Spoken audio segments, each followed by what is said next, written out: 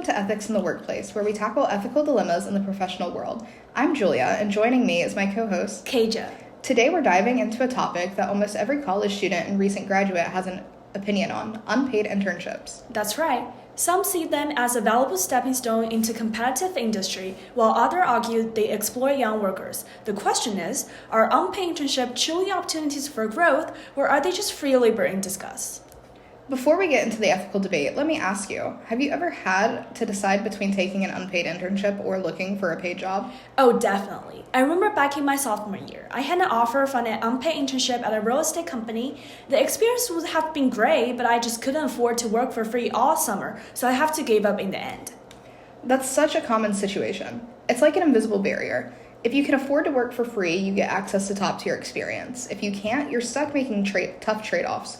And that's exactly what we're talking about today.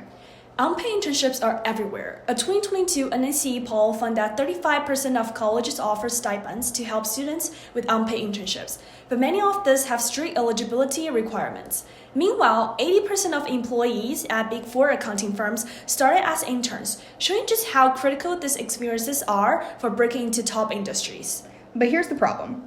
Unpaid internships disproportionately benefit students who can afford to work for free. If you don't have financial support, you're either forced to turn them down or juggle another job at the same time. It's not just about getting experience, it's about who gets the experience. And that brings up another question. If unpaid internships are so common, why do companies still defend them? Let's break it down. Supporters of unpaid internships argue that they offer valuable training, enhance resumes, and open doors to competitive industries. Some even claim that unpaid positions create more opportunities overall, leaving paid internships for students who need them most. But that logic is flawed. Think about it. If companies really value interns, they pay them. Instead, they give free labor while interns take on the cost of working for experiences.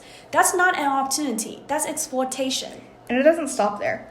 Unpaid internships actually shrink the job market. Why hire entry-level employees when companies can just rotate through unpaid interns instead? Exactly, and let's talk about the long-term financial impact. Studies show that students who take paid internship earn a median studying salary of $62,500, while those who intern for free start at $42,500, a $20,000 gap. It's not just about missing the paycheck now, it's about lower earnings for years to come. Plus, there's another issue. Unpaid internships aren't covered by the same workplace protections as regular jobs. That means interns aren't legally protected against discrimination or harassment in many cases. That's a really important point, and I've heard horror stories. Interns being asked to work overtime without pay, running personal errands for their boss, or even being treated like free assistants instead of future professionals. Oh, for sure. I know someone who interned at a big PR firm and their whole job was ordering coffee and picking up dry cleaning. They didn't learn anything about PR. And that's the key issue. There's no guarantee of learning. Some unpaid internships are valuable, but others are just a way for companies to get free labor. Now, let's analyze unpaid internships through consequentialism, which determines right and wrong based on the outcome. The benefits? Interns gain skills and connections that can lead to better jobs. But the harm is undeniable. Unpaid internships exclude low-income students, deepen inequality, and deny workers fair compensation. For consequentialists, the harm really outweighs the benefits. Now, let's consider deontologies, which focus on the principle of inherent right and wrong. From this perspective, unpaid internships violate the principle of fairness and are therefore wrong. Work deserves compensation. It's a basic moral duty.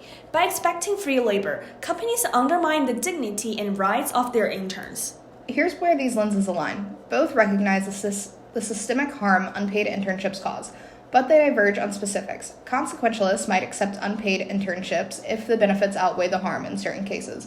Deontologists, however, reject them outright because fairness isn't negotiable. So, how do we resolve this tension? The solution lies in reform. For example, requiring companies to pay at least minimum wage or expanding stipend programs could balance fairness with opportunity. So where do we land? Unpaid internships are a widespread practice, but their ethical flaws are clear. Consequentialism highlights the systemic harm, while deontology outright condemns the practice as unfair. Reforming unpaid internship isn't just ethical, it's necessary. By creating fair compensation policies, we can ensure that opportunity is accessible to everyone, not just the privileged few. Thanks for joining us on Ethics in the Workplace. Until next time, stay ethical.